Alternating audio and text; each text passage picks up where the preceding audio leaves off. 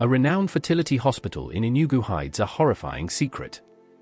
Desperate childless women are injected with a mysterious fertility serum, while young abducted women are impregnated and robbed of their babies, sold to the rich under the guise of miracle births.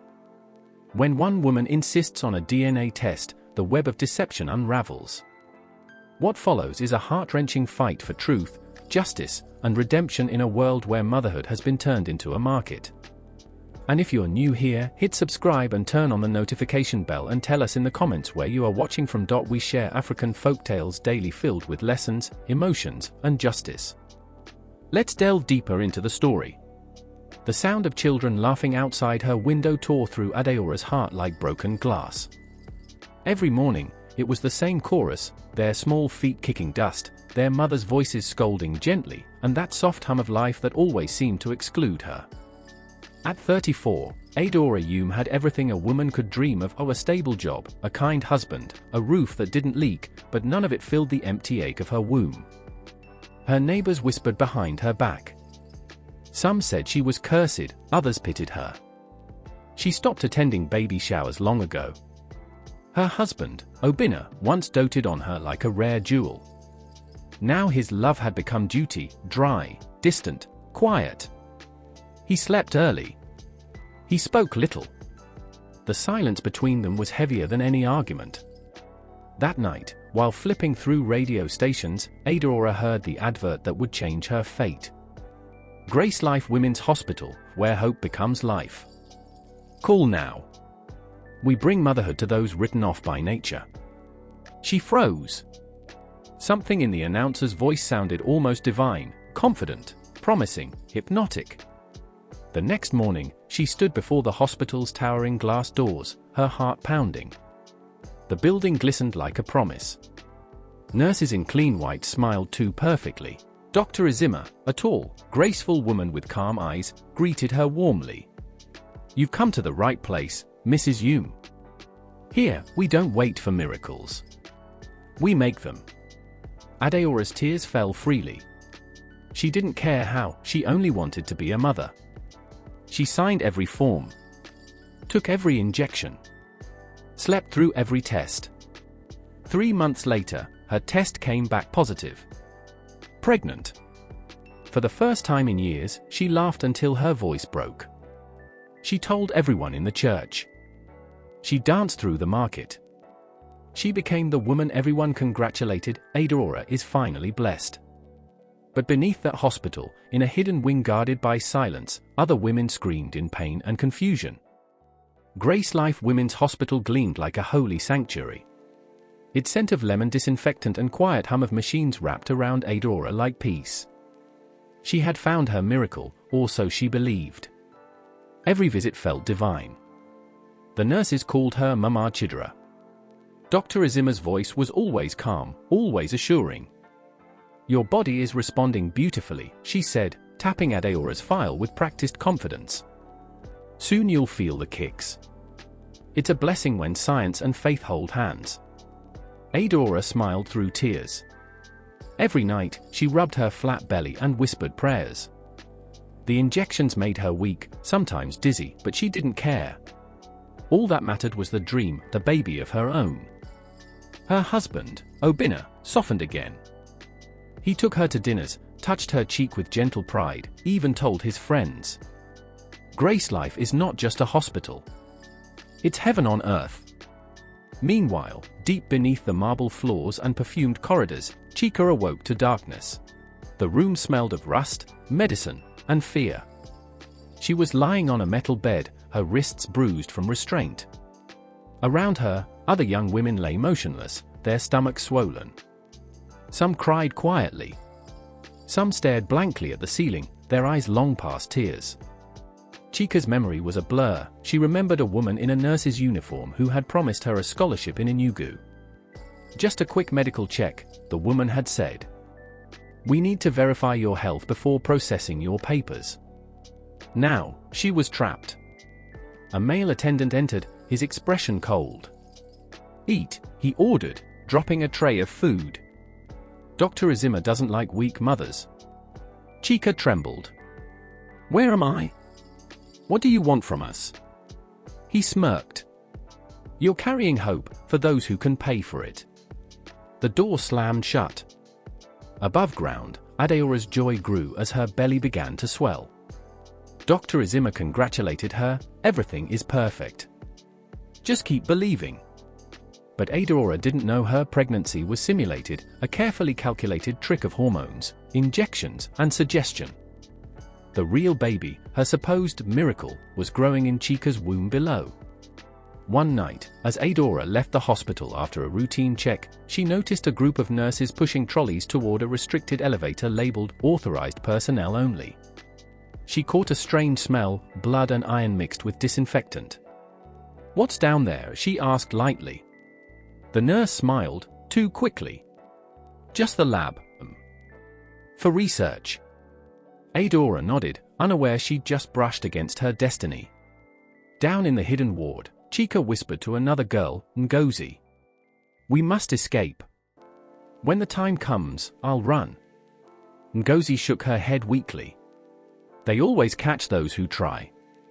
"Then I'll die trying," Chica said. Her spirit burned quietly, a flame the doctors didn't notice. Back upstairs, Adeora's family threw a small celebration.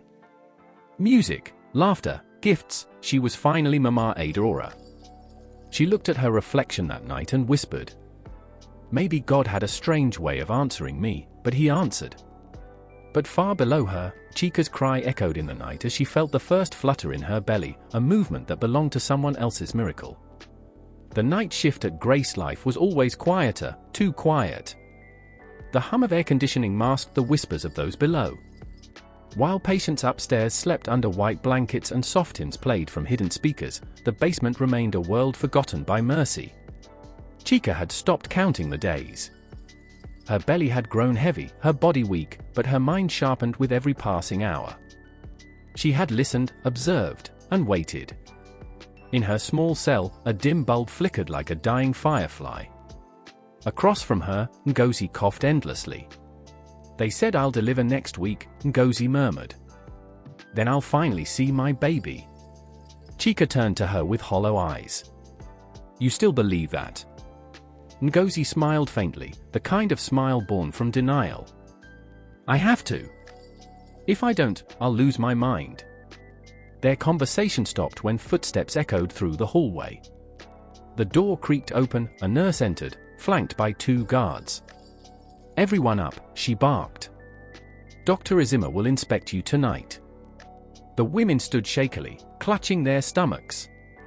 Izima walked in wearing a white coat that glowed under the harsh fluorescent lights.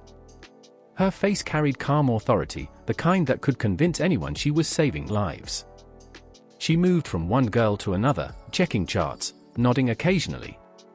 When she reached Chica, their eyes met, and for the first time, Izima paused. "You're the strong one," the doctor said softly. "You'll give birth to a healthy child. You should be proud." Chica's voice trembled. "Proud? You're stealing from us." Izima's smile didn't falter. "You were starving when we found you. We gave you food, medicine, shelter. Your baby will have a future you could never provide." Chica spat out the words, "You're a thief, not a savior." Izima leaned closer. "The world calls it adoption when the poor give and the rich receive. We just skip the paperwork." The guards laughed quietly. When the inspection ended, Izima left, her heels clicking against the cold floor, echoing like a slow clock of doom. That night, Chica lay awake, her fists clenched. She knew then that there would be no mercy, only survival. She began memorizing the nurses' routines, the time lights dimmed, the guards' rotation, which doors creaked and which didn't. A week later, the pain started. Sharp, deep, unrelenting. Ngozi screamed for help, but the nurses only increased her sedatives. "She's in labor," Chica cried. "Let her be," one nurse replied coldly. "Dr. Izima will come in the morning." By dawn, Ngozi's bed was empty. Sheets bloody. No one spoke of her again. That was the final straw. When the next nurse brought Chica's food, she hid the metal spoon under her pillow. Her heart raced with the sound of her unborn child's faint kicks. That night, when the hallway fell silent, she bent the spoon into a hook and began working on the lock. Her hands bled, her breaths came in shallow bursts, but the click of freedom finally came, a small sound that felt louder than thunder. She pushed the door open and stepped into the corridor. Every shadow looked alive. She crept toward the stairwell she'd seen the guards use, but before she could reach it, a light snapped on. "Where do you think you're going?" Izima's voice froze her blood. She stood at the end of the corridor, holding a syringe. "I told you, you're strong," the doctor said, advancing slowly. "Don't ruin your gift." Chica bolted. The hallway exploded with alarms. She ran barefoot through the maze of cold tiles, her breath ragged, her heart like a drum. She reached a door marked "Staff Only." She crashed through it, and for one fleeting second, saw sunlight through a narrow window above the stairwell. But before she could climb, a guard tackled her to the ground. Her head hit the floor. Darkness. When she woke again, her wrists were strapped. Izima stood over her, her tone almost motherly. "Next time you try that, you won't wake up. Rest now, your baby will arrive soon." Then the doctor injected her, and the world went still. Upstairs, Adora smiled in her sleep, dreaming of her unborn child, unaware that miles below her, another woman had nearly died for it. Morning sunlight spilled through the glass corridors of Grace Life like a benediction. The world above buzzed with life, but beneath it, a darker miracle was unfolding. Adeora's contractions had started just before dawn. She clutched Obina's hand, tears streaming down her face. "It's happening," she gasped. "Hold on, my love," he whispered. "You've waited for this day all your life." Dr. Izima arrived in her flawless white coat, her smile as serene as ever. "Congratulations, Mrs. Hume. Today, your miracle is complete." The delivery room shimmered with anticipation. Nurses moved with rehearsed precision. The air smelled of antiseptic and lavender. But Adora didn't know that, at that exact hour, in the hospital's hidden basement, another cry pierced the air, raw, primal, real. Below ground, the hidden ward. Chica's body convulsed with pain. She screamed until her throat went raw. No husband's hand. No kind words. Only the stern voice of a nurse. "Push quietly. No noise, or we'll sedate you." Her nails dug into the metal bedframe. Sweat poured down her temples. Every contraction felt like death and rebirth at once. And then, a cry.